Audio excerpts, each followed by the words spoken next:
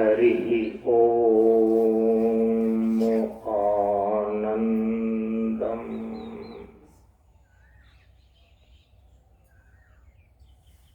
प्रशांति जीवन दर्शनम नमो नारायण नारायणम।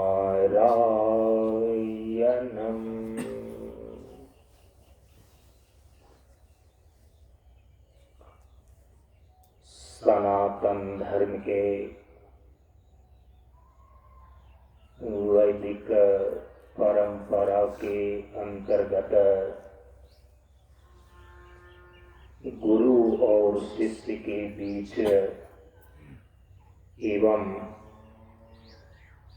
वक्ता और श्रोता के बीच ज्ञान का आदान प्रदान होने के लिए प्रयुक्त वैदिक मंत्रों का पहले उच्चारण कर लें। ओम सहनाववतु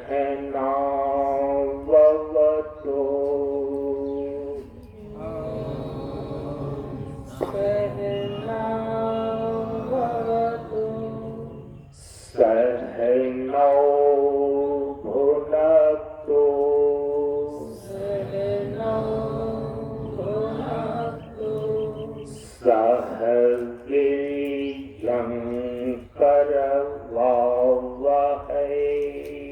सह वीर्यं करवावहै तेजस्विनावधीतमस्तु तेजस्विनावधीतमस्तु मा विद्विषावहै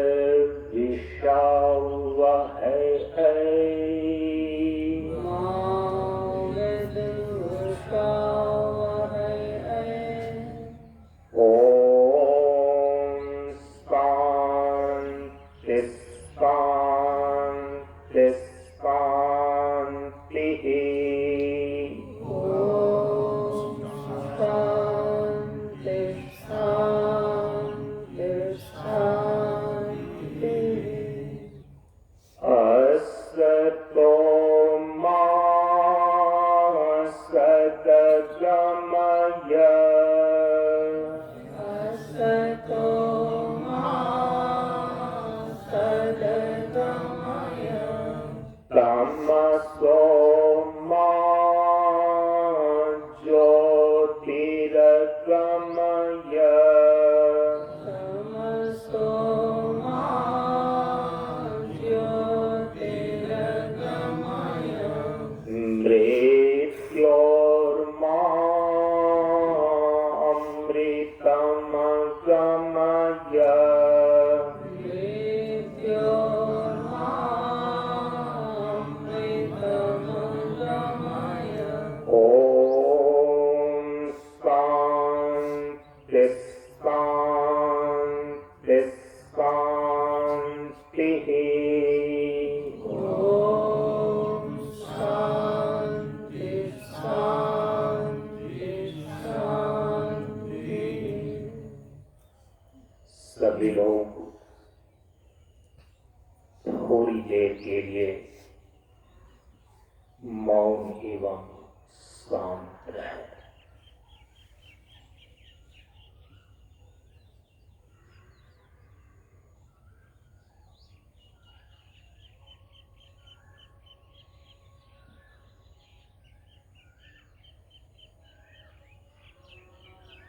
नमो नारायण।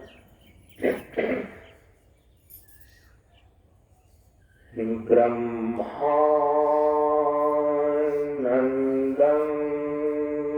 परम सुखदं केवलं ज्ञानम्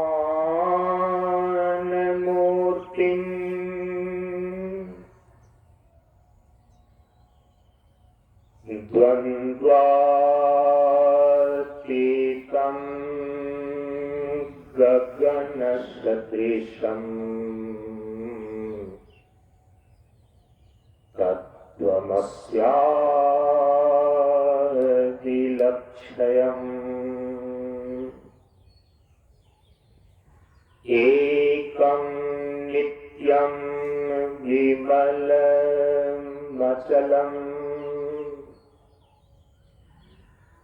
सर्वधि साक्षीभूतम्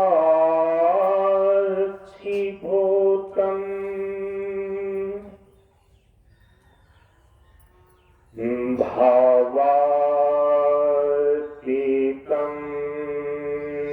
त्रिगुणरहितम्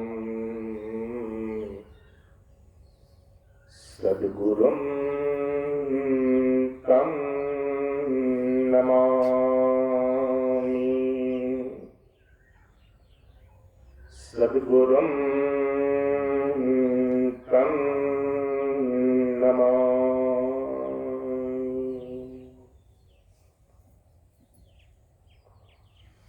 श्री गुरु चरण स्पर्श अनुभूति ज्ञान मार्ग सत्संग के सानिध्य में उपस्थित श्रद्धालु सत्संग प्रेमियों,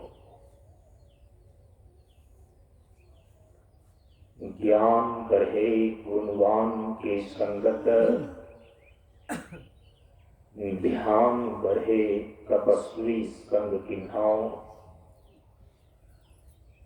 बुद्धि विवेक विचार बढ़े संत सन्यासी सुसज्जन पिन्हाओ।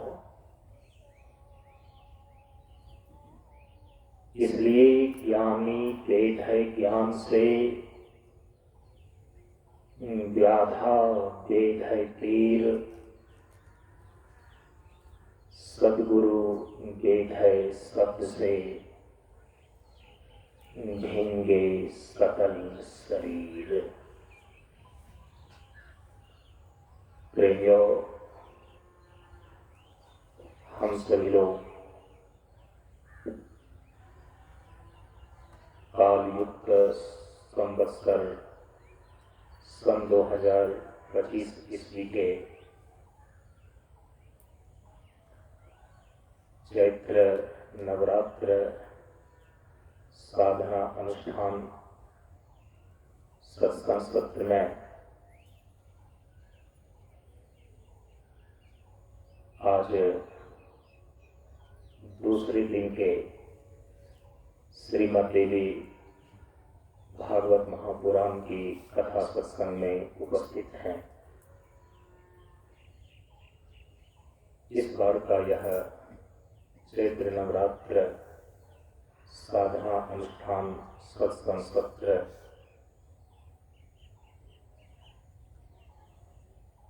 इस प्रशांत कन्या मिशन आश्रम गोवा से पूरा मंच पर 30 मार्च से लेकर 6 अप्रैल तक आयोजित है। हम सभी लोग नवरात्र अनुष्ठान में सत्संग सत्र के अंदर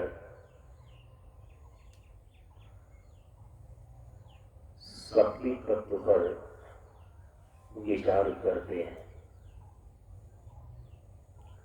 शक्ति तत्व पर विचार करने के लिए सर्वप्रथम आदि शक्ति भगवती जगदम्बा का स्मरण करते हुए मंगलाचरण का पीछे से एक साथ उच्चारण कर लें। ओम सर्वमंगल मंगल्ये,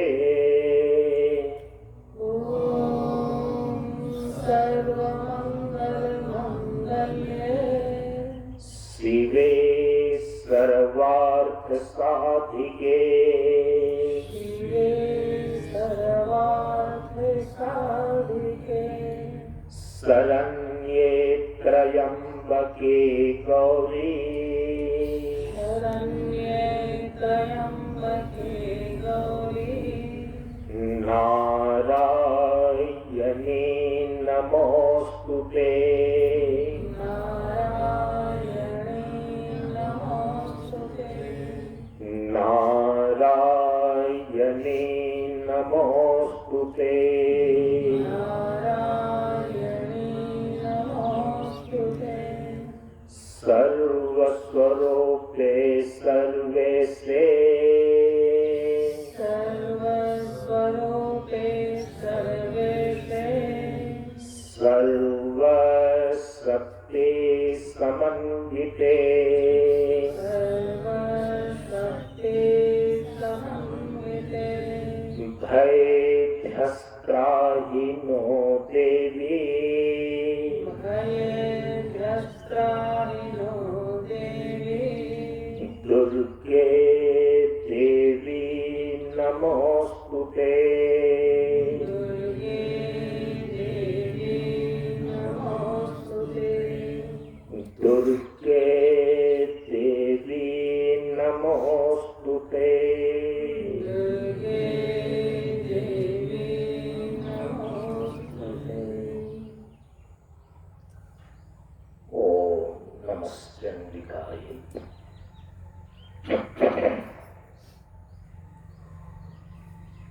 हम सभी लोग इस बार इस चैत्र नवरात्र साधना अनुष्ठान सत्संग सत्र में शक्ति तत्व पर विचार करने के अंतर्गत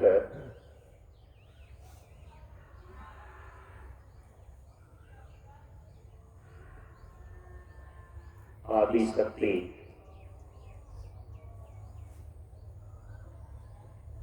और उसके आध्यात्मिक स्वरूप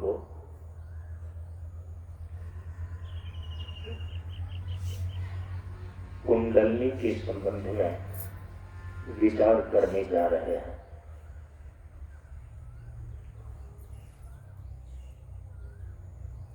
शक्ति तत्व पर नवरात्र साधना अनुष्ठान के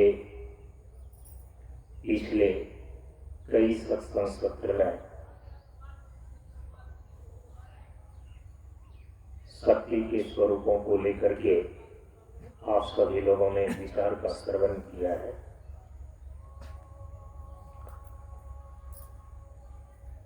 उसके द्वारा ये बातें स्पष्ट हो चुकी हैं कि शक्ति तत्व के रूप में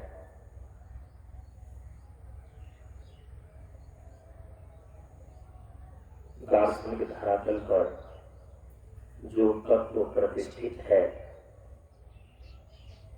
वह तत्व है त्रिगुणात्मिका मूल प्रकृति रूपा आदि शक्ति भगवती जगदम्बा ही शक्ति तत्व के रूप में प्रतिष्ठित है।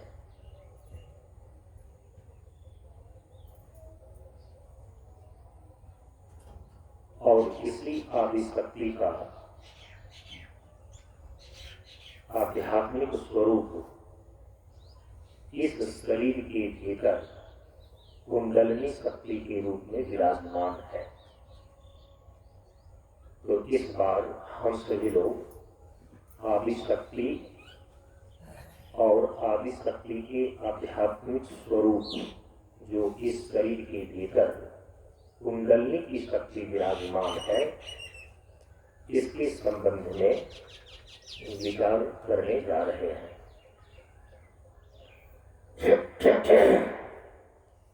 एक बात को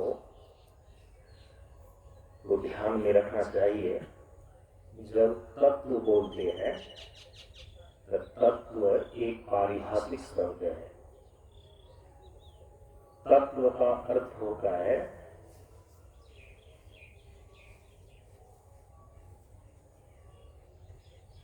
जिसका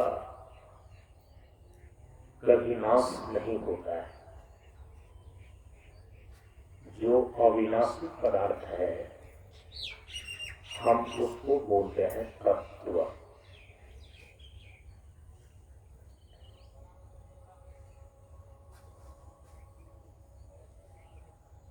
जब तात्विक स्वरूप कहा जाता है किसी भी वस्तु का, किसी भी पदार्थ का या किसी भी व्यक्ति या सत्ता का, कहते हैं तात्विक स्वरूप, तो उसका मतलब यह होता है कि उस वस्तु का, उस व्यक्ति का, उस पदार्थ का या उस सत्ता का वह स्वरूप जिसका कभी नाश नहीं होता। तो अविनाशी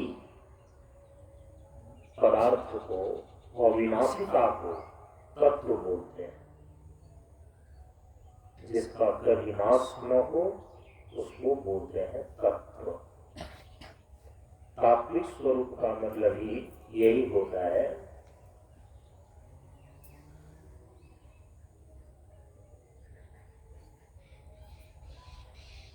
क्योंकि किसी भी वस्तु, किसी भी व्यक्ति, किसी भी पदार्थ या किसी भी सत्ता का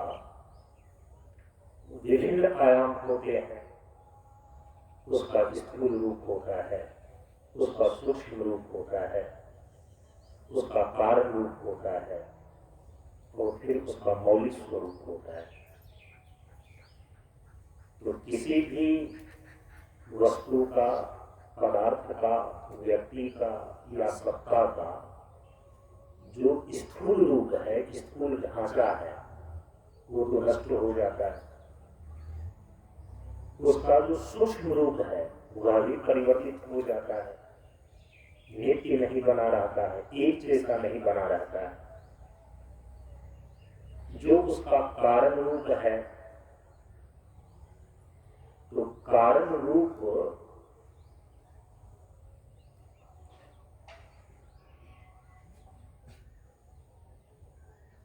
अव्यक्त होने के कारण से अनुमान प्रमाण के द्वारा, क्योंकि किसी भी वस्तु का, व्यक्ति का, पदार्थ का, सत्ता का जो कारण रूप है वह प्रत्यक्ष प्रमाण के द्वारा, इस आंख, कान, नाक इत्यादि के द्वारा उसको नहीं जाना जाता। केवल बुद्धि के बल पर भी कारण सत्ता को नहीं समझा जा सकता। इसलिए बुद्धि के द्वारा हम अनुमान प्रमाण का सहारा लेकर के हम कारण सत्ता को, कारण रूप को जानने और समझने का हम प्रयास करते हैं। जो वस्तु का मौलिक स्वरूप है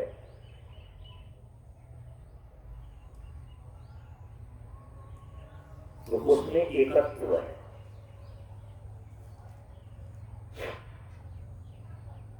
और दुनियता है उसमें, भिन्नता और भेद किसी भी वस्तु में उसके नाम और रूप में दिखाई देता है, या कहें उस वस्तु या पदार्थ के स्थूल रूप, सूक्ष्म रूप और इन दो रूपों में भिन्नता और भेद दिखाई पड़ सकता है।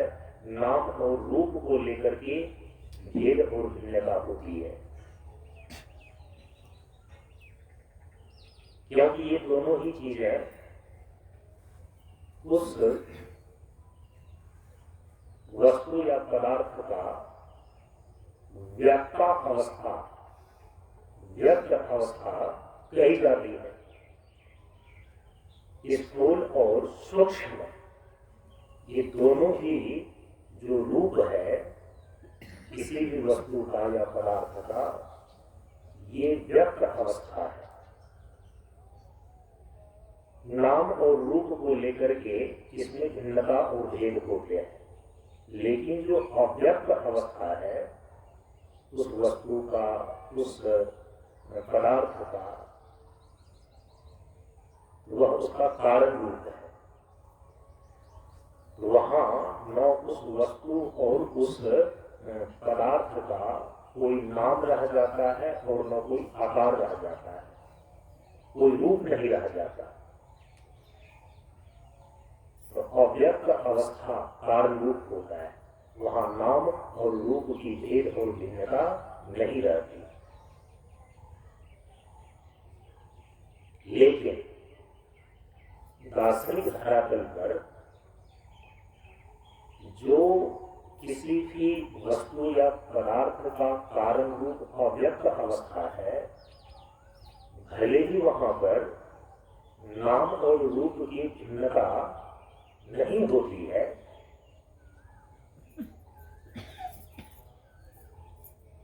तो क्या कारण रूप में तात्विक एकता और अद्वितीयता हो जाती है? कहा कि बाहर से देखने में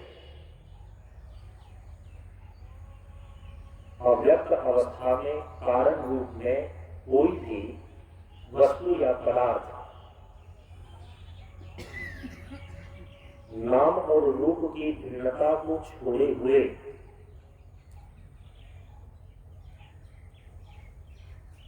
अभेद सा दिखता है, लेकिन वहां पर भेद का बीज, नाम और रूप की भिन्नता का बीज, द्वैत का बीज विद्यमान ही रहता है। भेद का भान नहीं होता, द्वैत का भान नहीं होता, और प्रतीति होती है कारण अवस्था, कारण रूप अव्यक्त अवस्था में, लेकिन द्वैत का बीज, भेद और भिन्नता का बीज वहां पर शेष ही रहता है। जैसे कि कोई व्यक्ति है राम श्याम, कोई पदार्थ है पृथ्वी पानी, तो राम अथवा श्याम जो व्यक्ति है, पृथ्वी और पानी जो पदार्थ है, तो बाहर इनके स्थूल रूप में इसका एक एक नाम है और उसका एक एक आकार है। पृथ्वी ठोस रूप में मिट्टी के रूप में दिखाई देती है, पहाड़ पहाड़ के रूप में दिखाई पड़ती है, एक निश्चित आकार है, तो इसका एक नाम ही है।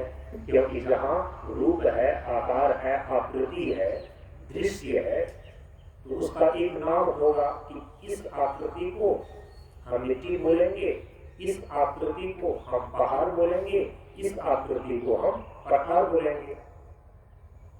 जो स्थूल रूप है, स्थूल आकार और आकृति है, उसका एक नाम है और प्रत्येक आकृति में भिन्नता है। पानी है, यह भी एक पदार्थ के रूप में है, एक वस्तु के रूप में है, लेकिन वो पानी का आकार अलग प्रकार का है, पृथ्वी से भिन्न है। तो संसार के सभी पदार्थों को, संसार के सभी वस्तुओं को जो नाना प्रकार के हैं, तो नाना नाम वाला और नाना रूप वाला है, इसमें तो भिन्नता है। जो व्यक्ति के रूप में राम और श्याम है, राम की आकृति अलग है, इसलिए राम उसको कहा जा रहा है, एक नाम से पुकारा जा रहा है। श्याम है, वह भी एक व्यक्ति है, उसकी एक आकृति अलग है, इसीलिए उसको श्याम के नाम से पुकारा जा रहा है। जो भिन्न नाम और रूप वाले व्यक्ति है इस संसार में। 7.5 अरब लोगों की जनसंख्या है पूरे विश्व में अभी। ये तो केवल मनुष्य की गिनती थी ना, लेकिन हमारे शास्त्र में 84 लाख प्रकार की योनियां बताई गई। तो उसमें से एक योनि है मनुष्य की योनि, और मनुष्य की योनि में आकृतियों की भिन्नता को लेकर के अभी 7.5 अरब की जनसंख्या पूरे विश्व की है। समझ रहे हैं इस चीज को? अब 84 लाख योनियों में एक मनुष्य योनि की कितनी संख्या, कितनी भिन्नता है? 84 लाख योनियों में केवल मनुष्य की इतनी भिन्नता है। 84 लाख जो योनियां हैं, कीट है, पतंग है, पशु है, पक्षी है, जलचर, भूचर, नभचर, निशाचर, देव, गंधर्व, यक्ष इत्यादि जो ये योनियां हैं, इन सारे के सारे योनियों को मिलाकर के इसीलिए हम कहते हैं कि असंख्य नाम और रूप है। तो प्राणी और पदार्थ ये दो हो गया ना। 84 लाख प्रकार के शरीर को धारण करने वाले प्राणी, पृथ्वी, पानी, प्रकाश, पवन, आकाश इत्यादि भिन्न भिन्न नाना प्रकार के पदार्थ एक शब्द में बोलते हैं असंख्य प्राणी और असंख्य पदार्थ।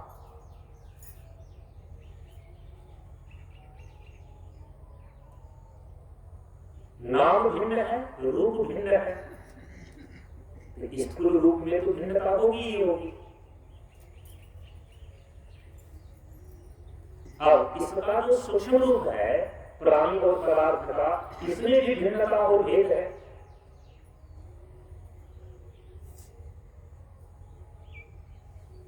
जैसे पृथ्वी है, पृथ्वी का सूक्ष्म रूप है गंध। जल है, जल का सूक्ष्म रूप है रस। गंध और रस में भेद है। गंध का ग्रहण हम नासिका के द्वारा करते हैं और रस का ग्रहण हम जीवा के द्वारा करते हैं। दोनों को ग्रहण करने का और दोनों का अनुभूति करने का साधन ही आपके शरीर में अलग अलग है। तो इस संसार में जितने भी पदार्थ हैं, नाना प्रकार के असंख्य पदार्थ, उनका जो सूक्ष्म रूप है उसमें भी भिन्नता है। किसी में गंध का गुण है, किसी में रस का गुण है, किसी में स्पर्श का गुण है।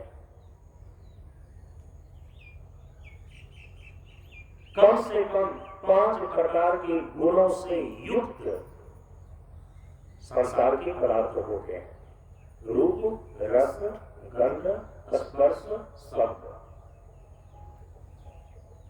पदार्थों की इसी विशेषता को हमारे भारतीय दर्शनों में, वैशेषिक दर्शन में विस्तार से इसका प्रतिपादन किया, और वहां पर तो 24 प्रकार के गुण बतलाए गए हैं। 24 गुण होते हैं। सूक्ष्म स्तर पर तो पदार्थों के गुणों में भिन्नता है। वैशेषिक दर्शन की दृष्टि से देखें तो पदार्थों में तो कम से कम 24 गुणों की भिन्नता और भेद होती ही होती है। और यदि प्राणी को देख लें तो सूक्ष्म स्तर पर उस प्राणी के अंदर जो स्वभाव है, संस्कार है, गुण है, उसमें भी भिन्नता है।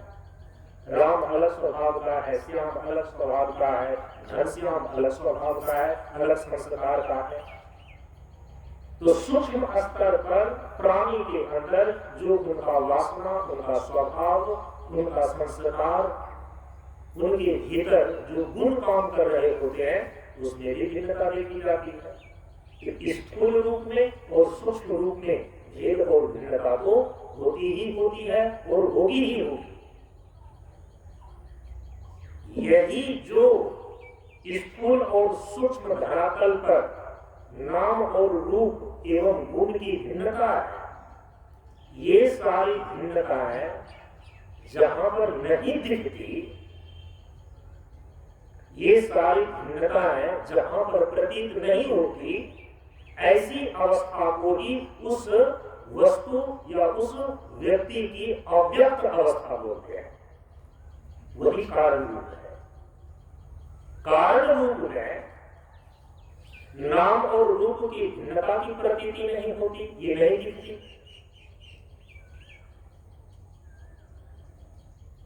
बाहर से देखने में एक जैसा लगता है, कोई भेद नहीं है, अभेद सा प्रतीत होता है। जैसे कि आप देखेंगे कि जब कभी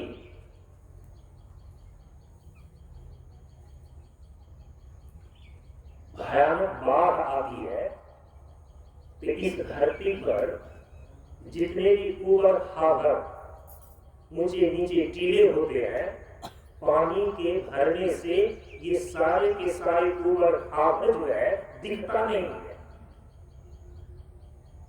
कहीं गड्ढा है, कहीं ऊंचा जगह है, और यदि भयानक बाढ़ आई हुई हो, सब कुछ जलमग्न हो गया हो, तो बड़े बड़े घर भी उस पानी के अंदर डूबे हुए होते हैं।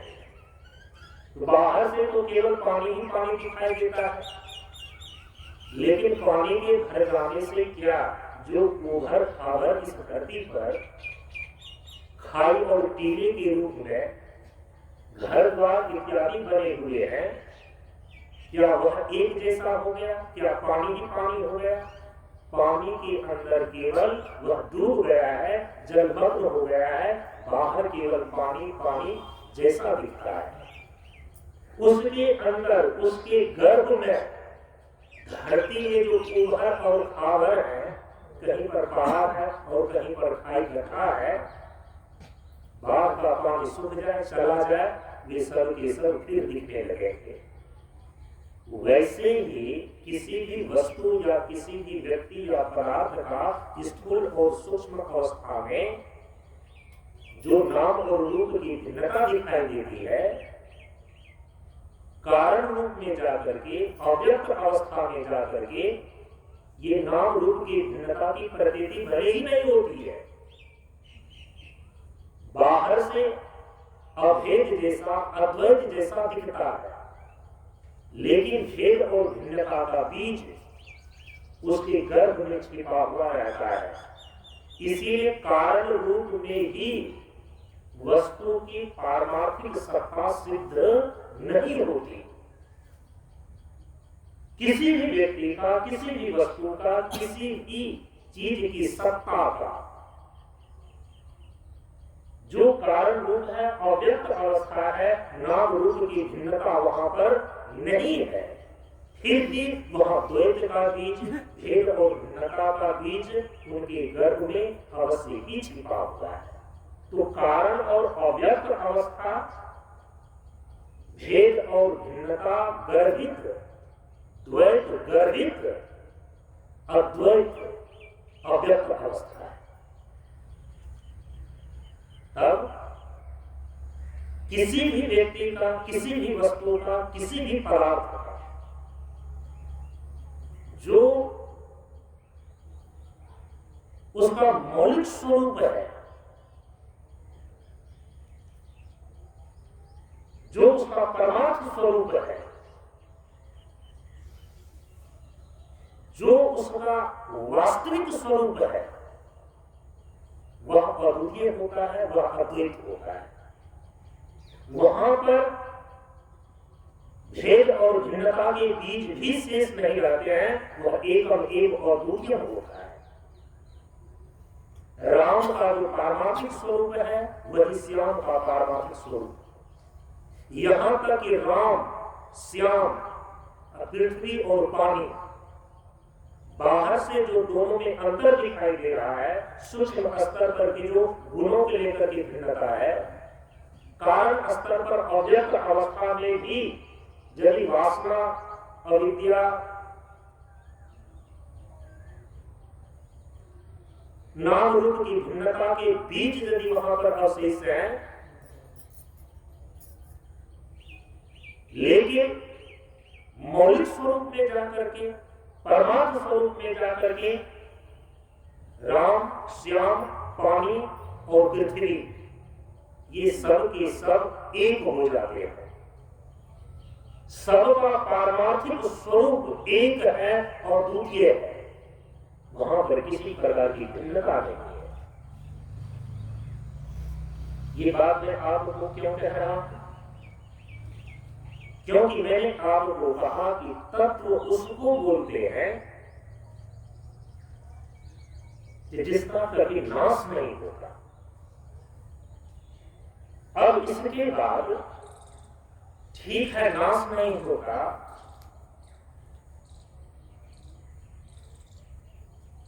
जिसके स्वरूप में किसी प्रकार का परिवर्तन भी नहीं होता, किसी प्रकार का उसमें कोई परिणाम घटित नहीं होता, तब उनका तात्विक स्वरूप कहलाता है। राम, श्याम, पृथ्वी, पानी, इनके स्थूल रूप में बदलाव होगा, आकृति में बदलाव होगा, सूक्ष्म रूप में भी गुणों को लेकर के भिन्नता होगी, कारण रूप में अव्यक्त अवस्था में राम, श्याम, पानी और पृथ्वी, इनका जो कारण रूप है वहां नाम और रूप की भिन्नता भले ही दिखाई नहीं देगी, बाहर से एक रूपता दिखाई देगी, लेकिन वहां भी द्वैत के, भेद के और भिन्नता के बीज अवशेष ही रहते हैं। जहां जाकर के सारी भिन्नताएं समाप्त हो जाती है और सभी एक हो जाते हैं, वह उसका अपना तात्विक स्वरूप होता है, वही उसका तात्विक स्वरूप कहलाता है। राम का तात्विक स्वरूप, श्याम का तात्विक स्वरूप, पृथ्वी का तात्विक स्वरूप और पानी का तात्विक स्वरूप एक है। तो तत्व का अर्थ हो गया कि जिसका कभी नाश नहीं होता, और इसके साथ साथ कहेंगे कि जब तात्विक स्वरूप बोलते हैं तो उसका अर्थ होता है कि ऐसी स्थिति, ऐसी अवस्था जो अविनाशी होते हुए भी उसमें किसी भी प्रकार का कोई परिवर्तन नहीं है, उसमें किसी भी प्रकार का कोई परिणाम नहीं है, उसमें किसी भी प्रकार का कोई भिन्नता और भेद नहीं है, तब हम बोलते हैं उस वस्तु का तात्विक स्वरूप, उस पदार्थ का तात्विक स्वरूप, उस व्यक्ति का तात्विक स्वरूप। और हम कहते हैं शक्ति तत्व। अब तत्व, उसके पहले एक शब्द अब आ रहा है शक्ति तत्व। तत्व शब्द को इस बात को स्पष्ट कर दे रहा है कि तत्व की संज्ञा उसकी अविनाशिता को, उसकी नित्यता को द्योतित कर रहा है, सिद्ध कर रहा है। अब जो शक्ति है, इस शक्ति को समझना चाहिए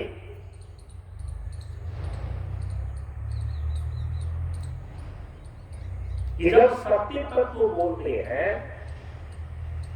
तो शक्ति तत्व के रूप में कौन चीजें प्रतिष्ठित है, जब पूरी व्याख्या होगी ये बातें इस बार के इस सत्संग सत्र में स्पष्ट हो जाएगा। इस पर पहले भी व्याख्या होगी आई है कि शक्ति तत्व के रूप में त्रिगुणात्मिका मूल प्रकृति रूपा आदि शक्ति भगवती जगदम्बा की ही प्रतिष्ठा है। उपासना के दृष्टिकोण से शक्ति को चेतन स्वरूप मान करके उनकी चेतन स्वरूपता को लेकर, शक्ति की चेतन स्वरूपता को लेकर, शक्ति तत्व की चेतन स्वरूपता को लेकर के हम आदि शक्ति भगवती जगदम्बा बोलते हैं।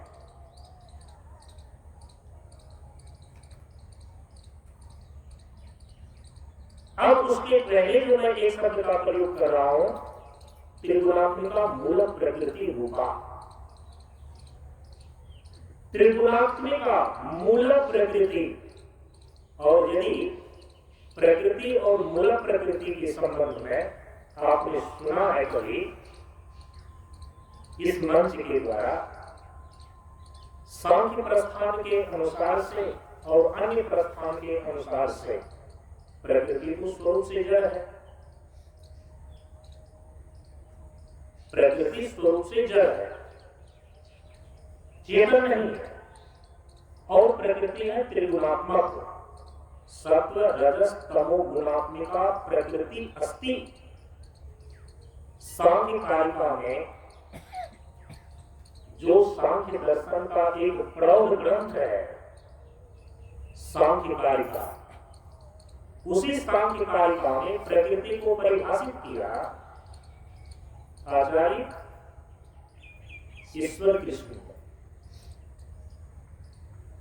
वो भगवान श्री कृष्ण अलग है, ये है आचार्य ईश्वर कृष्ण, जिन्होंने सांख्य कारिका ग्रंथ में, जो सांख्य दर्शन का एक प्रौढ़ ग्रंथ है, उसमें प्रकृति को परिभाषित किया कि सत्व रजस तमो गुणात्मिका मूल प्रकृति अस्ति। प्रकृति है त्रिगुणात्मिका, सत्व रजस और तमस, ये तीन गुण की सह स्थिति को ही एक शब्द में प्रकृति बोलते हैं। मूल प्रकृति में तीनों गुणों की साम्य अवस्था होती है। गुणों के वैषम्य अवस्था को भी प्रकृति बोलते हैं। तीन गुण का नाम है प्रकृति, और चूंकि तीनों गुणों में नीति ही परिणाम घटित होते रहता है, और परिणाम होता है दो प्रकार का, एक है साम्य परिणाम और दूसरा है वैषम्य परिणाम। साम्य परिणाम उसको बोलते हैं जब तीनों गुण की अवस्था में ही समरूप से बना हुआ रहने का परिणाम होती रहे, तब उसको बोलते हैं साम्य अवस्था। जैसे दूध के रूप में ही बना रहना, तो दूध के अंदर परमाणु में ऐसा परिणाम हो कि वह दूध को दूध के रूप में ही बरकरार रखे, तो तब कहेंगे कि दूध के परमाणुओं में साम्य परिणाम हो रहा है, क्योंकि दूध को दूध के रूप में ही बरकरार रख रहा है। लेकिन उसी दूध के अंदर एक विषम परिणाम घटित होता है। दूध के परमाणु में जब विषम परिणाम घटित होता है, तो दूध की अवस्था में न रह करके वह दूध दही बन जाता है। वैसे ही तीनों गुण जिसको प्रकृति बोलते हैं, तीनों गुणों की साम्य अवस्था का नाम, जब तीनों गुण के रूप में सम और बराबर बना रहे, इसको बोलते हैं मूल प्रकृति। और प्रकृति की इस अवस्था में, प्रकृति की साम्य अवस्था में, तीनों गुणों की साम्य अवस्था में किसी भी तत्व की सृष्टि नहीं होती। कोई भी पदार्थ का निर्माण तीनों गुणों की साम्य अवस्था में नहीं होती। जीवन और जीवन के उपयोगी जितने भी तत्व आप पृथ्वी, पानी, प्रकाश, पवन, आकाश के रूप में आप देख रहे हैं, ये सारे के सारे पदार्थ, ये सारे के सारे तत्व उत्पन्न होते हैं प्रकृति के तीनों गुणों में जब विषम परिणाम घटित होता है। तो ये समस्त जगत, ये समस्त सृष्टि, जीवन के जितने भी उपयोगी चीजें हैं, ये प्रकृति के तीनों गुणों के वैषम्य परिणाम से उत्पन्न चीजें हैं।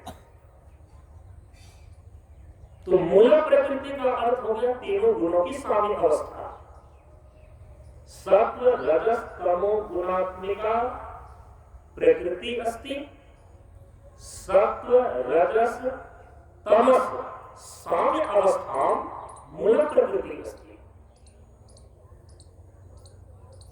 तीन गुण का नाम है प्रकृति और तीनों गुणों की साम्य अवस्था को बोलते हैं मूल प्रकृति। तो चाहे तीनों गुणों का वैषम्य परिणाम हो या तीनों गुणों का साम्य अवस्था मूल प्रकृति हो, प्रकृति या मूल प्रकृति, वैषम्य अवस्था वाली प्रकृति या साम्य अवस्था वाली प्रकृति, प्रकृति स्वरूप से है जड़। लेकिन शक्ति तत्व को शक्ति तत्व की प्रतिष्ठा के रूप में शक्ति की चेतन स्वरूपता को लेकर तो आदि शक्ति भगवती जगदम्बा की प्रतिष्ठा है, ये बातें तो समझ में आ जा रही है। आज विज्ञान जो है ना वो भी शक्ति का, पावर का,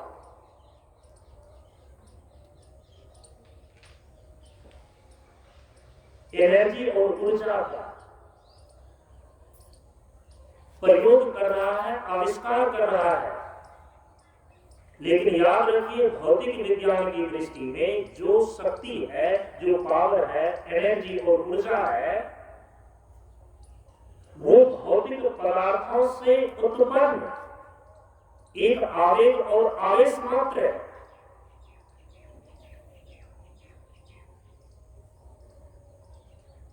विज्ञान की दृष्टि में जो एनर्जी है, विज्ञान की दृष्टि में जो शक्ति है, विज्ञान की दृष्टि में जो पावर है, ये चेतन स्वरूप नहीं है। भौतिक जड़ पदार्थों के संघात से, उनके विन्यास से उत्पन्न एक आवेग और आवेश को भौतिक विज्ञान ऊर्जा मानता है, शक्ति मानता है, पावर मानता है। लेकिन हमारे भारतीय चिंतन परंपरा के अंदर, हमारे भारतीय दर्शन के अंदर जो शक्ति तत्व है वह चेतन स्वरूप है। इसीलिए तो हम उनको भगवती जगदम्बा बोलते हैं। ज्यों ही आदि शक्ति को, शक्ति तत्व को आदि शक्ति भगवती जगदम्बा के रूप में कहा जाता है, तो इससे सीधे ही ये स्पष्ट हो जाता है या ध्वनित हो जाता है कि भारतीय चिंतन परंपरा के अंदर, भारतीय दर्शन के अंदर जो शक्ति तत्व है वह चेतन स्वरूप है। लेकिन आदि शक्ति भगवती जगदम्बा जो शक्ति तत्व के रूप में प्रतिष्ठित है, जो चेतन स्वरूप है, कई बार व्याख्या में, हमारे शास्त्रों में और श्रेष्ठ आचार्यगण के मुखों से ये सुनने को मिल जाता है कि शक्ति तत्व के रूप में जो आदि शक्ति भगवती जगदम्बा है, यह त्रिगुणात्मिका मूल प्रकृति रूपा है। त्रिगुणात्मिका मूल प्रकृति रूपा आदि शक्ति भगवती जगदम्बा, इतना बोलते हैं। तो आदि शक्ति के रूप में भगवती जगदम्बा की यदि प्रतिष्ठा है तो यहां शक्ति तत्व तो चेतन स्वरूप हो गया। लेकिन उसके पहले यदि त्रिगुणात्मिका मूल प्रकृति रूपा बोलते हैं तो प्रकृति तो स्वरूप से जड़ है, फिर इसकी संगति कैसे लगेगी? इसकी संगति को लगाने के लिए आपको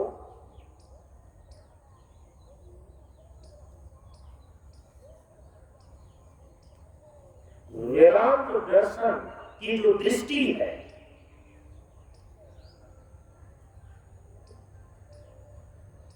वेदांत दर्शन का जो सिद्धांत है, शिव और शक्ति की एक रूपता को लेकर, शक्ति और शक्तिमान का ऐक्य लेकर के उस चीज को आपको समझना आवश्यक होगा।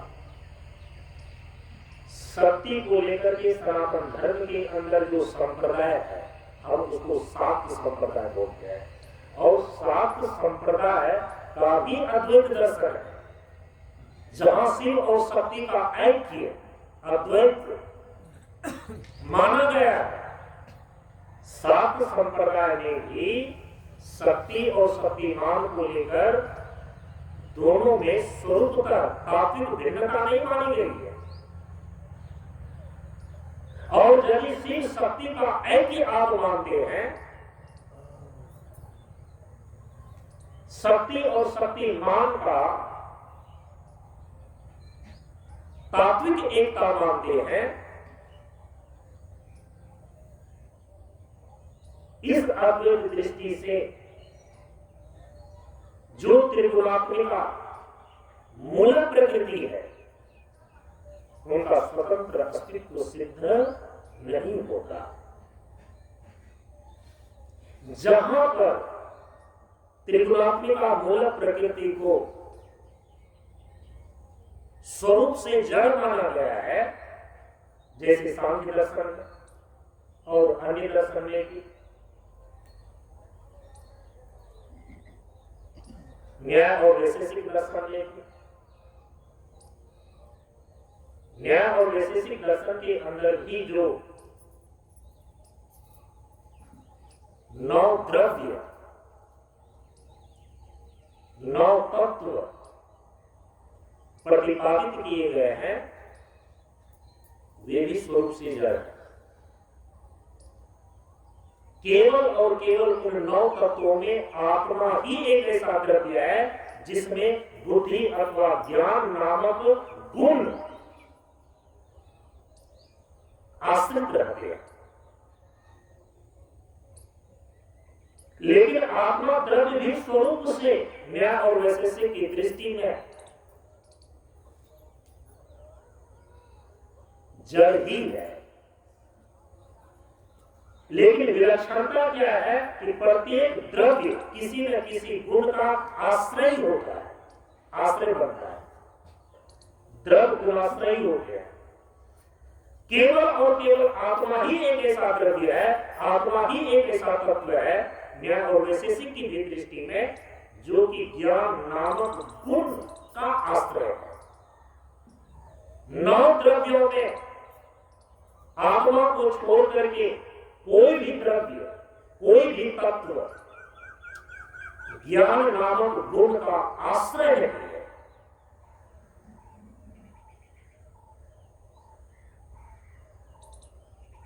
द्रव्य गुण का आश्रय होने के कारण से उनको गुणी कहा जाता है।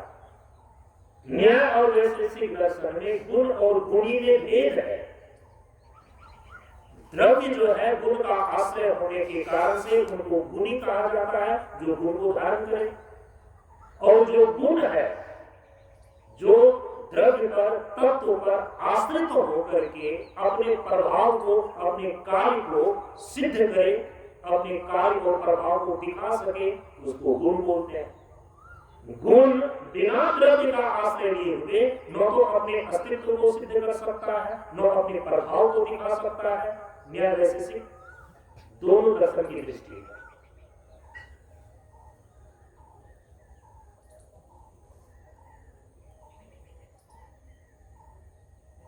मुख्य रूप से प्रकृति और पुरुष का प्रतिपादन करने वाला जो सांख्य दर्शन है, उस सांख्य दर्शन में जो त्रिगुणात्मिका मूल प्रकृति है, उस स्वरूप से जड़ है और इसकी स्वतंत्र सत्ता है। सांख्य दर्शन में प्रतिपादित जो त्रिगुणात्मिका मूल प्रकृति है, स्वरूप से जड़ है और इसकी नित्य स्वतंत्र सत्ता है। नित्य सत्ता भी है लेकिन स्वतंत्र सत्ता है, किसी पर आश्रित नहीं है।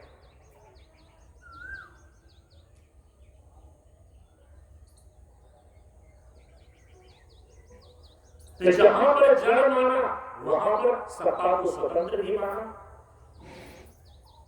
तो भिन्नता और भेद चेतन को लेकर के जो चेतन पुरुष आत्मा है उससे भिन्न जड़ तत्व प्रकृति है। सांख्य की दृष्टि में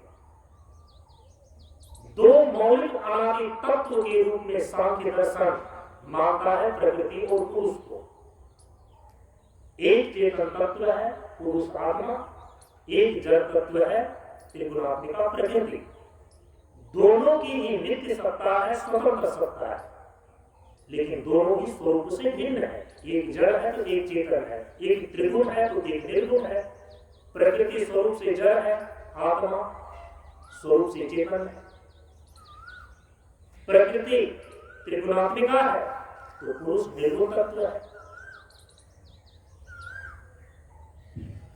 प्रकृति नित्य परिणामी है तो जो चेतन पुरुष आत्मा है वो नित्य कूटस्थ है।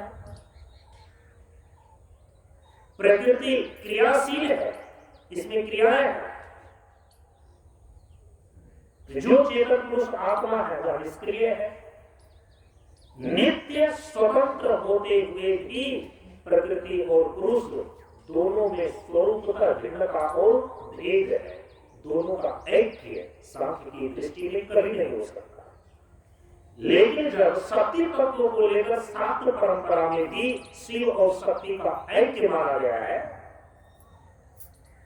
वेदांत दर्शन में शक्ति और शक्तिमान का ऐक्य माना गया, प्रकृति और ब्रह्म ये दोनों ही सत्ता है। वेदांत दर्शन की दृष्टि में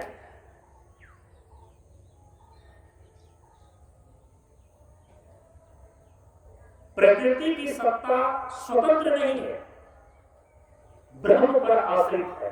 ब्रह्म चेतन तत्व है और प्रकृति जड़ तत्व है।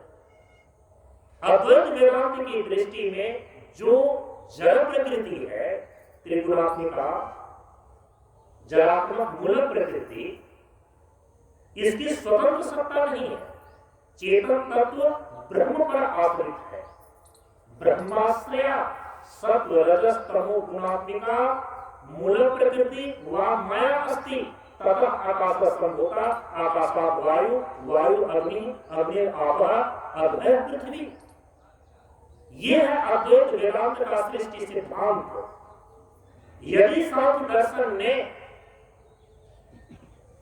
त्रिगुणात्मिका मूल प्रकृति को स्वरूप से जड़ माना है, उसकी स्वतंत्र सत्ता माना है कि चेतन आत्मा से बिल्कुल जड़ प्रकृति की स्वतंत्र सत्ता है, दोनों कभी एक नहीं होता। इसीलिए पारमार्थिक एकता सांख्य की दृष्टि में नहीं है, तात्विक एकता सांख्य की दृष्टि में नहीं है। जड़ चेतन का भेद बना ही रहता है। जड़ चेतन की ग्रंथि विवेक की ख्याति से अलग होती है, लेकिन जड़ प्रकृति अपनी जगह पर अपनी सत्ता लिए हुए बनी रहती है और चेतन आत्मा असंग होकर के अपनी जगह पर बना रहता है। दोनों अपने अपने जगह पर स्वतंत्र रूप से बना रहता है। विवेक की ख्याति के बल पर जड़ प्रकृति के संग से चेतन आत्मा मुक्त हो जाता है। लेकिन चेतन आत्मा के मुक्त होने का मतलब यह नहीं है कि जो जड़ प्रकृति है वो समाप्त हो गई, नष्ट हो गई। वो अपनी जगह पर सत्तामान बनी ही रहती है। यह सांख्य की दृष्टि। लेकिन अद्वैत वेदांत की दृष्टि क्या है? अद्वैत पारमार्थिक अवस्था में जाकर के, अंतिम अवस्था में जाकर के जड़ चेतन का भेद, जड़ की सत्ता अलग चेतन की सत्ता अलग नहीं रह जाती। शक्ति और शक्तिमान एक हो जाते हैं। इसीलिए जहां पर प्रकृति को लेकर के कि प्रकृति स्वरूप से जड़ है, ये बातें कही जाती है तो सांख्य की दृष्टि है। वेदांत की दृष्टि अलग है, अद्वैत दृष्टि अलग है, परमार्थ सिद्धि की दृष्टि अलग है। त्रिगुणात्मिका मूल प्रकृति, प्रकृति का प्रयोग, प्रकृति का प्रयोग तत्व विचार की कक्षाओं में जो सबसे अंतिम ऊपर की कक्षा वेदांत दर्शन है, तत्व विचार को ही हम दर्शन बोलते हैं। तो तत्व विचार की मुख्य 6 कक्षाएं भारतीय दर्शन में निश्चित की गई हैं। सबसे नीचे है कर्म मीमांसा, इसके बाद है वैशेषिक, इसके बाद है न्याय, चौथे नंबर पर सांख्य आता है, छठे नंबर पर योग दर्शन आता है और सबसे अंतिम 5वें नंबर पर योग दर्शन और 6ठे नंबर पर आया वेदांत दर्शन। जो हमारे तत्वदर्शी महापुरुषों के द्वारा, हमारे महर्षियों के द्वारा तत्व विचार किया गया है, तो वहां शक्ति तत्व पर भी विचार कि शक्ति तत्व किस रूप में है, किसको शक्ति तत्व माना गया, इस पर भी विचार किया गया। तो जो तत्व विचार करने की कक्षाएं हैं उसी को बोलते हैं दर्शन, दर्शन शास्त्र। तो आस्तिक दर्शन ये 6 है जो वेद के प्रमाण आधार पर तत्व का विचार करता है, हम उसको बोलते हैं आस्तिक दर्शन। आस्तिक दर्शन में ये तत्व विचार की 6 कक्षाएं हैं। इन 6 कक्षाओं में जो सबसे अंतिम कक्षा है वेदांत दर्शन। तो वेदांत दर्शन में प्रकृति शब्द का अर्थ होता है उपादान कारण।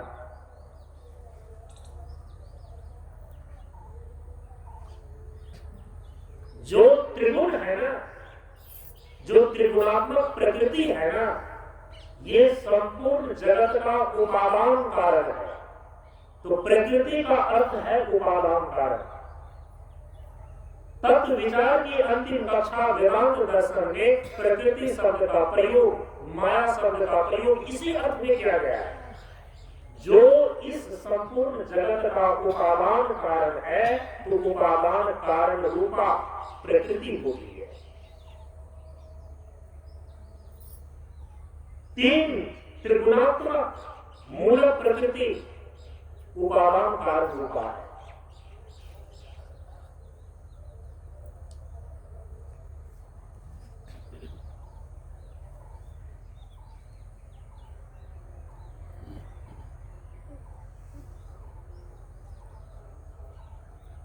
और वेदांत की दृष्टि में यह जो त्रिगुणात्मिका प्रकृति है, इसकी स्वतंत्र सत्ता नहीं है, बल्कि चेतन ब्रह्म पर आश्रित है।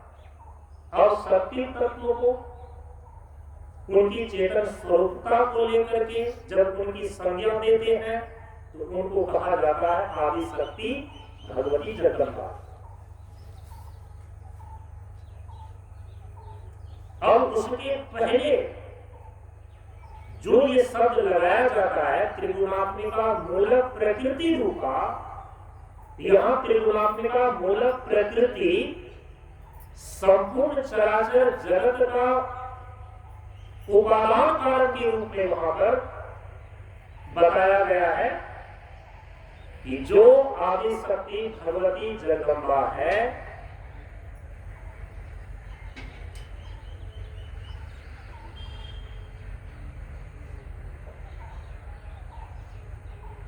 शक्ति तत्व के रूप में शक्ति की चेतन स्वरूपता को लेकर के आदि शक्ति को भगवती जगदम्बा के नाम से पुकारा जाता है।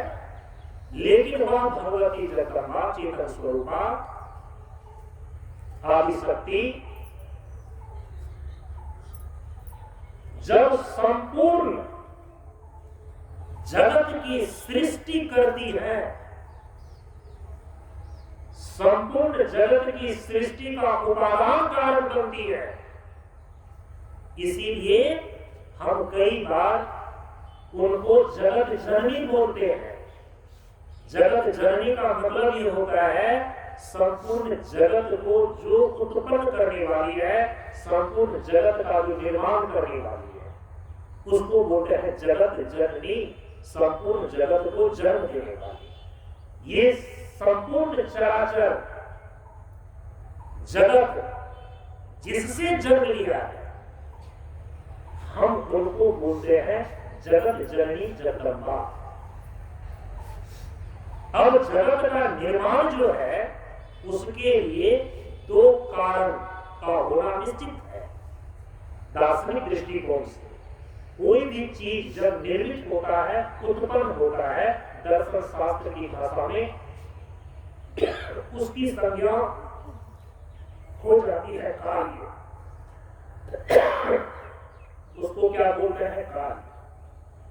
मैं ये भूमिका आपको इसलिए बता रहा हूं, आदि शक्ति और आदि शक्ति का जो आध्यात्मिक स्वरूप आपके शरीर के भीतर कुंडली शक्ति है, इसके स्वरूप को ठीक ठीक ढंग से आप नहीं समझ पाएंगे यदि इन तथ्यों का हृदयांगम आप न कर लें।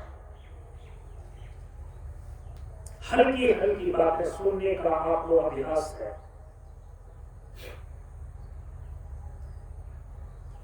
कहानी किसका सुनना हो, हल्की हल्की बातें आपको सत्संग में मनोरंजन के लिए सुनना हो, उसके लिए कई जगह आप जिस सत्संग में पधारते हैं, जिस सत्संग में आप यहाँ पर सुनने के लिए आते हैं, इस सत्संग का नाम है ज्ञान मार्ग सत्संग।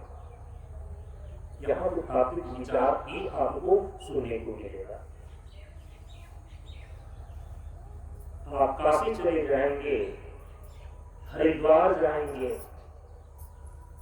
ऋषिकेश जाएंगे, तब ये सारी चीजें आपको सुनने को मिल सकती है। शास्त्र में जो चीजें लिखी हुई हैं उसको जानने और समझने के लिए वैसे ही ज्ञानी तत्वदर्शी महापुरुष के पास जाना पड़ता है, क्योंकि आचार्यवान पुरुषों देगा। भगवान श्री कृष्ण ने स्वयं ही आदेश दिया है, उपदेशन्ति ते ज्ञानम ज्ञानिना तत्वदर्शिना। अर्जुन, ऐसे ज्ञानी तत्वदर्शी महापुरुष के पास जाओ, वे तुम्हें तत्व ज्ञान का उपदेश करेंगे और आपको सस्ते में अपना घर का काम करते हुए, खेत खलिहान में अपना घर गृहस्थी का काम करते हुए ये तत्व विचार सुनने को मिल जाता है। ये आपका सौभाग्य है, आपका पुण्य है। इसीलिए इस सत्संग में सभी सम्मिलित नहीं हो सकते। यहाँ कोई कहानी, कोई किस्सा और कोई लीला का प्रदर्शन ही नहीं। हाँ, जिनको तत्व विचार, जिनको तत्व ज्ञान की जिज्ञासा है, तत्व विचार सुनने की इच्छा है, केवल और केवल वही सत्संग यहाँ पर पहुंच सकता है। इसीलिए मन में जो हल्की फुल्की बातें सुनने का आपने अभ्यास बना करके रखा है ना, उस मन को अब उत्कृष्ट चीजों का सुनने का अभ्यास ही बनाइए। भागिए मत, उबिए मत, नहीं तो सारी जिंदगी आपका फिजूल बातों को सुनने समझने में गुजर जाएगी। फिर ये उत्कृष्ट तात्विक विचार का श्रवण, फिर इसका मनन, फिर इसका निधिध्यासन किस जीवन में करेंगे आप? जीवन के किस पड़ाव में करेंगे आप?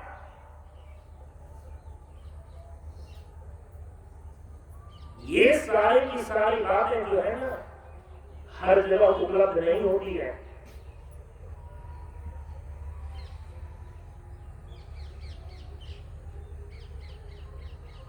जो आदि शक्ति आपके शरीर के भीतर कुंडली के रूप में विराजमान है, यदि आपने साधना और उपासना के माध्यम से अपने भीतर की कुंडली शक्ति का जागरण कर लिया,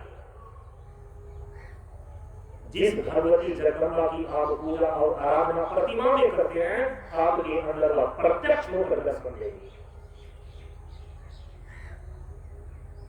और यदि भगवती जगदम्बा के किसी न किसी स्वरूप का किसी न किसी साधक ने, भक्त ने यदि कभी दर्शन किया है, तो समझ लेना ये प्रकार किसी न किसी प्रकार से उनके भीतर कुंडली की शक्ति ही जगी है। कुंडली की शक्ति जागृत होने के बाद ही भगवती जगदम्बा के दर्शन होते हैं। क्योंकि आदि शक्ति का जो आध्यात्मिक स्वरूप आपके शरीर के अंदर विराजमान है वो कुंडली शक्ति के रूप में है और वो सोई पड़ी हुई है। इसलिए भगवती जगदम्बा आपकी दृष्टि से ओझल है, आप उनको देख नहीं सकते और यदि वो दर्शन देने के लिए आए भी तो आप उनको पहचान नहीं सकेंगे। आदि शक्ति और इनके आध्यात्मिक स्वरूप कुंडली की शक्ति और इसकी साधना को समझने के लिए इन सारे तथ्यों की आवश्यकता आपको होगी। कैसे सृष्टि का निर्माण हुआ, शक्ति के त्रिविध स्वरूप कौन कौन से हैं, त्रिगुणात्मिका मूल प्रकृति रूपा आदि शक्ति भगवती जगदम्बा को क्यों कहा जाता है हमारे शास्त्रों में। यदि ये सारी की सारी गुत्थियां आपकी ठीक ढंग से नहीं सुलझेगी तो शास्त्रों में जब दुर्गा सप्तशती का पाठ करेंगे तो आप पढ़ते हुए निकल जाएंगे, ये बातें समझ में नहीं आएगी। श्रीमद् भागवत महापुराण की कथा में जब वो दार्शनिक सारे तत्व मीमांसा आएंगे वो सारी बातें आप सुन मात्र लेंगे लेकिन समझ में नहीं आएगी। और याद रखिए ये जो सत्संग है, ये जो प्रवचन है, ये जो तत्व विचार है उसी चीजों को समझने और समझाने के लिए। इसीलिए एक एक चीजों को एक एक तथ्यों को ठीक ठीक ढंग से समझना आवश्यक है, कोई जल्दीबाजी नहीं। एक डेढ़ घंटे के लिए यदि आप सत्संग में बैठते हैं तत्व विचार का श्रवण करने के लिए बैठते हैं तो इत्मीनान से बैठे। और जानते हैं जैसे गणित में कोई एक चीज यदि ठीक ढंग से आप सीख रहे हैं तो वो गणित में यदि किसी भी चीज को सुलझा लेते हैं वो सदा के लिए वो काम में आता है।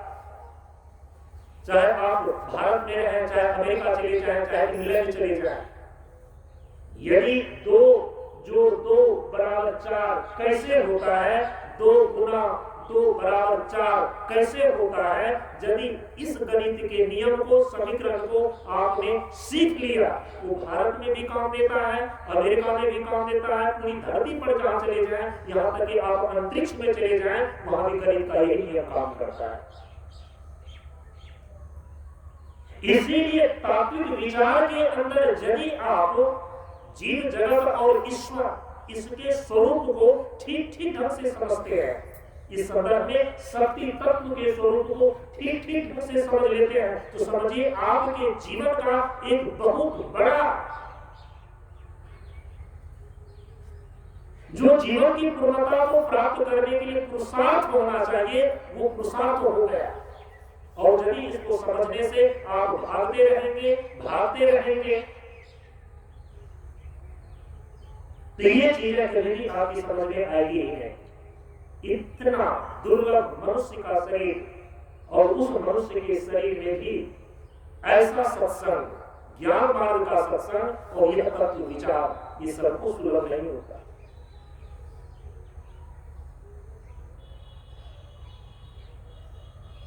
शक्ति की चेतन स्वरूपता को लेकर के आदि शक्ति भगवती जगदम्बा बोलते हैं, लेकिन इसी आदि शक्ति भगवती जगदम्बा के स्वरूप को समझाने में उसके पहले त्रिगुणात्मिका मूल प्रकृति रूपा ये शब्द जो जोड़ा गया है तो वहां पर त्रिगुणात्मिका मूल प्रकृति उपादान कारण के रूप में है और उपादान कारण का मतलब होता है कि जिससे संपूर्ण जगत बना है वो मटेरियल उपादान कारण कहलाता है। दर्शन शास्त्र में 2 शब्द का प्रयोग आता है, कार्य और कारण, क्योंकि कल जब हम शक्ति शब्द को परिभाषित करेंगे तो आप देखेंगे कि कारण और कार्य ये 2 शब्द आएंगे। इसलिए मैं आज बता रहा हूं जो चीज उत्पन्न होता है तो उत्पन्न वस्तु को कार्य की संज्ञा दी जाती है। दर्शन शास्त्र में कार्य एक परिभाषित शब्द है। कार्य माने उत्पन्न वस्तु, उत्पन्न चीज। जैसे ये पृथ्वी, अब पृथ्वी से जो जो चीज उत्पन्न हो गई, फसल है, वृक्ष है, ये सब पृथ्वी का कार्य कहलाएगा। तो जो चीज उत्पन्न होती है उसको बोलते हैं कार्य, जिससे उत्पन्न होता है उसको बोलते हैं कारण। ये दो बातें ध्यान में रखिएगा। कारण की संज्ञा किसको दी जाती है? जिससे उत्पन्न होता है उसकी कारण संज्ञा, जो उत्पन्न होता है उसकी कार्य संज्ञा। जैसे कि पृथ्वी से उत्पन्न होता है घास फूस, वृक्ष लता इत्यादि, तो पृथ्वी से उत्पन्न होता है तो पृथ्वी की कारण संज्ञा हो गई। लेकिन पृथ्वी से जो उत्पन्न हुआ घास फूस, वृक्ष लता इत्यादि, वो कार्य कहलाएगा। तो आप दुर्गा सप्तशती, श्रीमद् देवी भागवत महापुराण इत्यादि में सती तत्व को लेकर जो भगवती जगदम्बा का वर्णन किया गया है वहां पर आपको पढ़ने को मिलता है ये चराचर जगत की सृष्टि भगवती जगदम्बा से हुई है। जब भगवती जगदम्बा से हुई है वो तो उपादान कारण हो गया, जिससे उत्पन्न होती है, जिससे उत्पन्न हुआ उसकी कारण संज्ञा है, जो उत्पन्न हुआ उसकी कार्य संज्ञा है। ये जगत हो गया कार्य, और इस जगत का कारण हो गई, जगत का कारण हो गई आदि सती भगवती जगदम्बा। तो कारण रूपा आदि सती भगवती जगदम्बा इसी से उत्पन्न हुआ है, इसी से सृष्टि हुई है संपूर्ण चराचर जगत का। इसीलिए हम बोलते हैं उनको जगदम्बा। जगदम्बा का अर्थ होता है जगत जो अम्बा बराबर जगदम्बा। जगत माने चराचर सृष्टि और अम्बा माने मां, जो जन्म देती है उसको मां बोलते हैं। जगदम्बा का अर्थ ये होता है चराचर सृष्टि को जन्म देने वाली, जगत जननी। त्रिगुणात्मिका मूल प्रकृति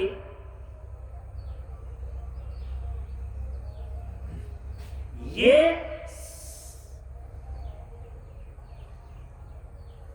सात संप्रदाय में जो शक्ति और शक्तिमान का अभेद दर्शन है, वेदांत दर्शन में चेतन ब्रह्म पर आश्रित जो त्रिगुणात्मिका मूल प्रकृति व माया है, इस दृष्टि से प्रकृति का अर्थ हो जाता है उपादान कारण।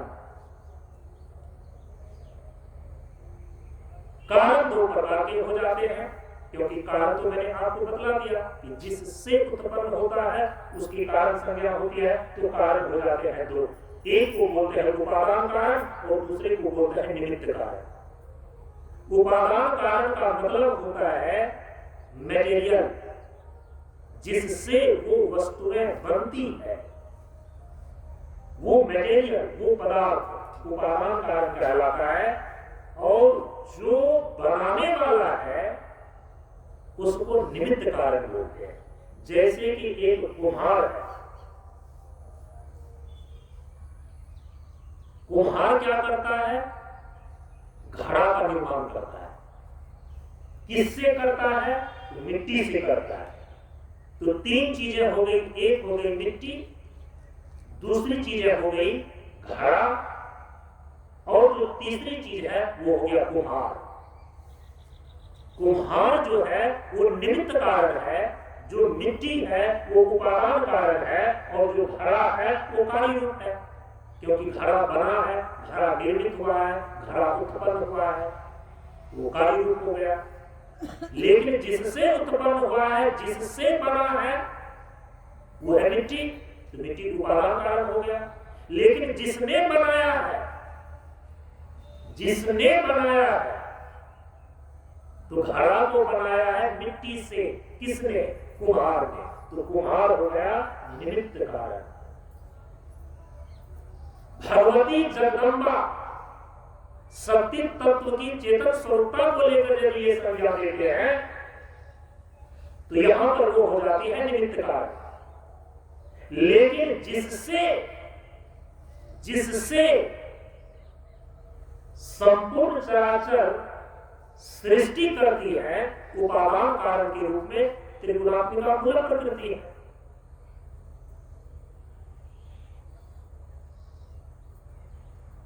और कई जगह पर इसीलिए हमारे श्रीमद्देवी भागवत महापुराण में, दुर्गा सप्तशती आदि ग्रंथों में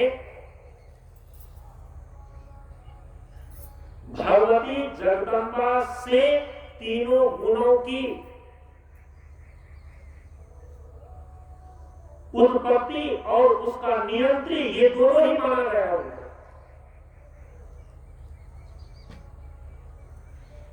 कई जगह पर त्रिगुणात्मिका मूल प्रकृति रूपा आदि शक्ति जगदम्बा को कह करके त्रिगुणात्मिका मूल प्रकृति और आदि शक्ति जगदम्बा दोनों की एक रूपता बतलाई गई है। और कई जगह पर आदि शक्ति भगवती जगदम्बा को निमित्त कारण कहा करके त्रिगुणात्मिका मूल प्रकृति को वहां उपादान कारण के रूप में बदलाई गई है। इसीलिए इस बात को ध्यान में रखना चाहिए कि इन सारे तथ्यों को यदि एक जगह करके और शक्ति तत्व का निश्चय किया जाता है तो शक्ति तत्व के रूप में प्रतिष्ठा इसकी है। तो कहा कि त्रिगुणात्मिका मूल प्रकृति, त्रिगुणात्मिका मूल प्रकृति रूपा आदि शक्ति भगवती जगदम्बा की ही शक्ति तत्व के रूप में प्रतिष्ठा है। और यही आदि शक्ति भगवती जगदम्बा जो त्रिगुणात्मिका मूल प्रकृति रूपा है, यही आपके शरीर के भीतर कुंडली शक्ति के रूप में विराजमान है। इसीलिए एक योगी, एक साधक शक्ति की उपासना कुंडली शक्ति जागरण के रूप में करता है। और आप याद रखना कि भारतीय सनातन परंपरा में जो शक्ति की उपासना को लेकर के भगवती जगदम्बा के त्रिविध स्वरूप का नवरात्र के अंदर पूजा और आराधना किया जाता है, उसका लक्ष्य भी यही है कि उस भगवती जगदम्बा आदि शक्ति का जो आध्यात्मिक स्वरूप आपके शरीर के भीतर कुंडली शक्ति के रूप में है, उस कुंडली शक्ति का जागरण। देवी जागरण का मतलब ये होता है उस देवी का जो आध्यात्मिक स्वरूप आपके शरीर के भीतर कुंडली शक्ति के रूप में है, उस कुंडली शक्ति का जागरण। देवी जागरण का और दूसरा कोई अर्थ नहीं है। इस प्रकार से हम सभी लोग आदि शक्ति और आदि शक्ति का जो आध्यात्मिक स्वरूप कुंडली है, इसके संदर्भ में हम सभी लोग इस बार के इस सत्र में विचार कर रहे हैं।